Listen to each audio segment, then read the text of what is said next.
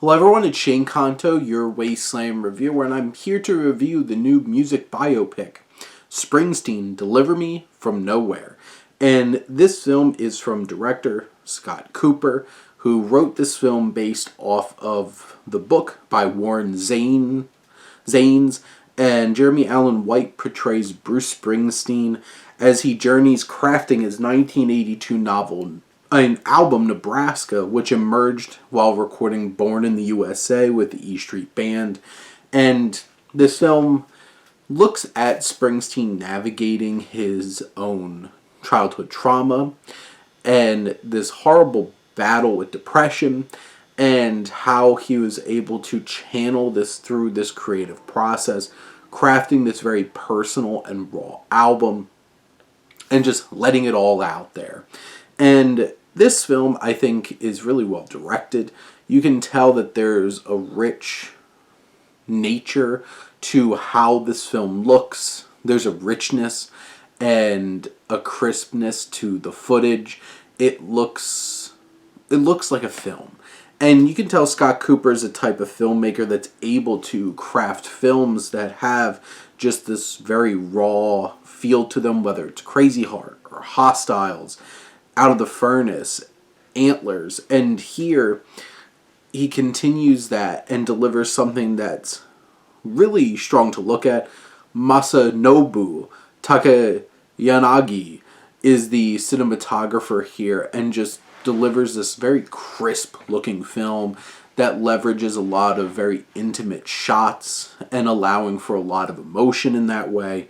Composer Jeremiah Freites from the Lumineers delivers a very moving and poignant score that goes along with, all the needle drops of all these Springsteen songs I think Cooper does a great job of leveraging those songs in the right moments, bringing a level of energy and emotion to specific sequences in the film.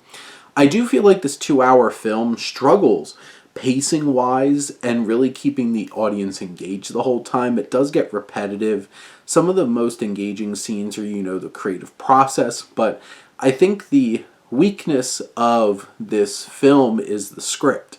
And it does delve too deep into very tropey, cliched elements of music biopics, and this film is so crisp and gorgeous when it cuts back to his childhood in this gorgeous black and white cinematography, and the modern times is in this rich colors that has this depth to it. But so much of this deals in these broad strokes and clunky, obvious dialogue of dealing with his trauma, his depression, and just his approach to being so hard-headed about how he wants his music and how he's pushing everybody away. And how he's going about these things, saying all of these things, is this balance of waxing poetically with this very clunky, very obvious dialogue that feels so eye-roll inducing instead of making the film feel very organic and human. There's a distance here, emotional detachment, because so much of this feels so artificial in the way that these characters are engaging with each other, specifically how Springsteen is dealing with so many of the people in this film. And, it doesn't really offer up anything fresh or new or different in terms of a lot of these elements. And because it's so clunky and awkward and blunted, it loses a lot of its impact. And honestly, how they wrote Springsteen in this film is so insufferable and annoying to the point where it's hard to really get behind him and really want to root for him and empathize. It's one of those types of things where how are you supposed to really feel for this character when they make him so insufferable and unlikable?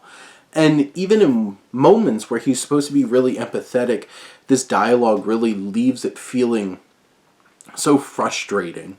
And Jeremy Allen White really delivers this very brooding, very emotionally rich performance, but his inconsistency with his accent and what he's doing there is so distracting at times.